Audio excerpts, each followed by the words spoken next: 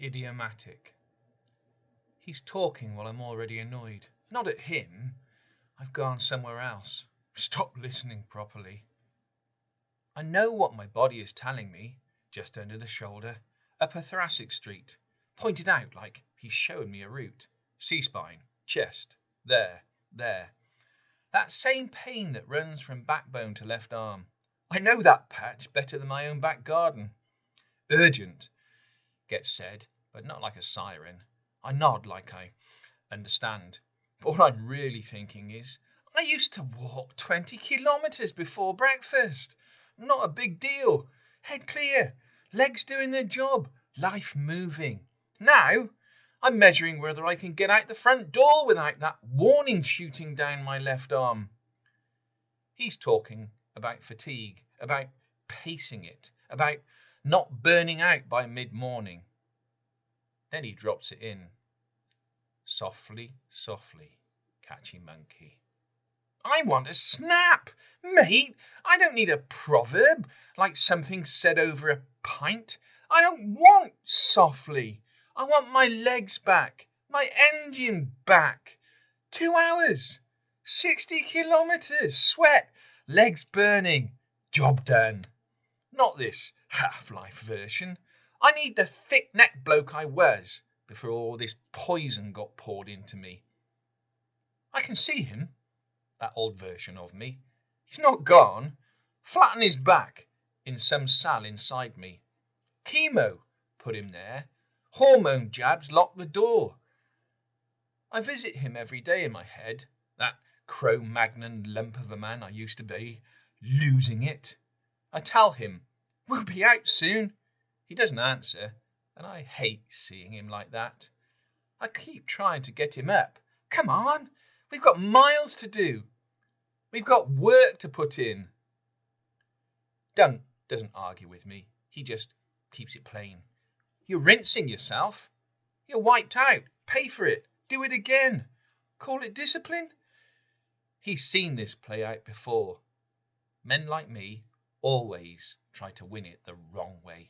You want to live longer, you need to start living modestly. That hits worse than the radiotherapy. I've built a life on that pattern. Walk hard, ride harder, earn your rest. Only now, there is none. Just a wall. My head kicks off straight away. You've got to keep moving. Stop and you slip. Eat lunch and you'll pile it back on. Rest and you'll go soft. The voice has driven me for years. Now I'm being told you've earned the right to sit down. Lie down in the afternoon. No messing. Curtains shut. Get in bed. Not the sofa. Not that half-doze rubbish. We call that shite sleep, he says. I know exactly what he means. He's bang on. I've been kidding myself, telling myself I'm resting, while my head keeps running, never stopping, never fully letting go. That's when it clicks in a way that I can't duck. Half awake, half listening. I don't know how to stop.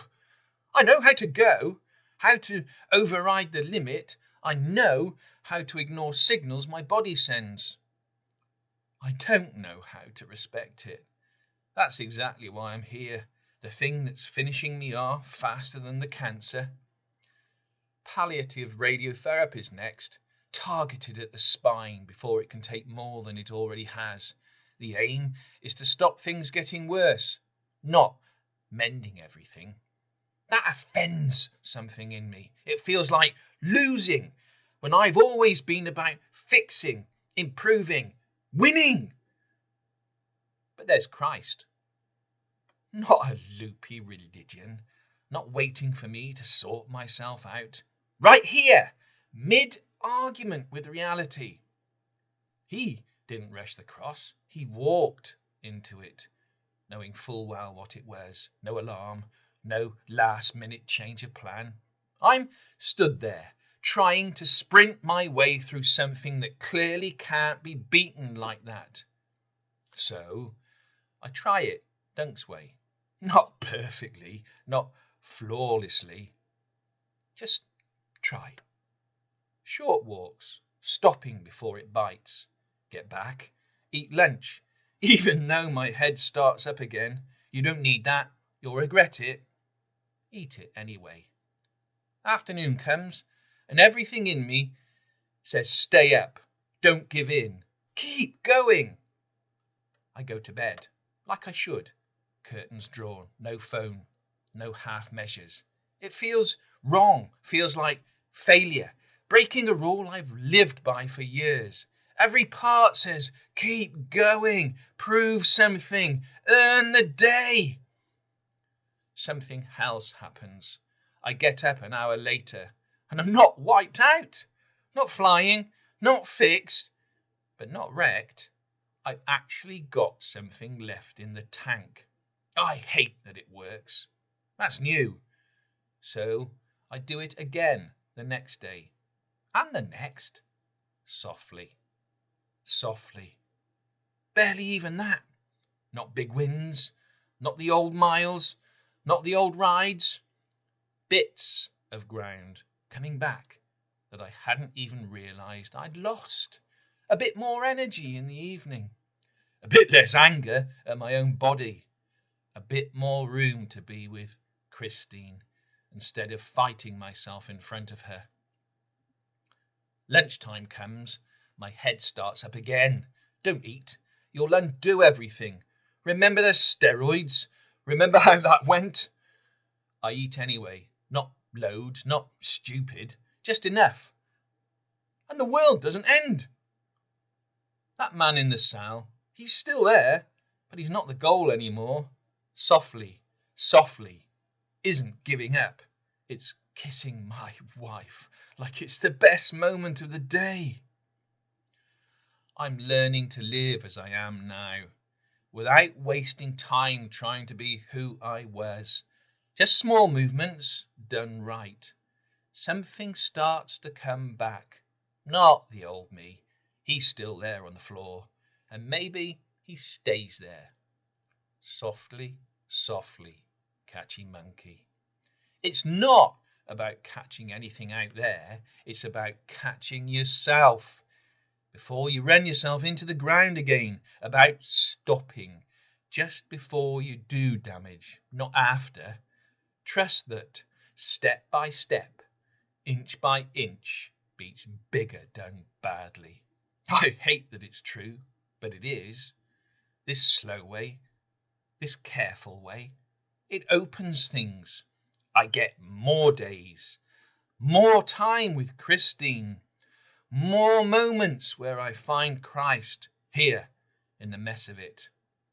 I'll take it. Not charging, not proving anything. I'm still learning it every day. Badly, but enough to keep going, not stopping altogether when this thing would quite like me not to be. Softly. Softly. The only way forward that doesn't kill me faster than the disease. If it looks like nothing to anyone watching, they're not the ones living it. If this fatigue thinks it's already finished me, it's moved too soon. And I'm not done catching what tries to get away from me. Not today. Softly.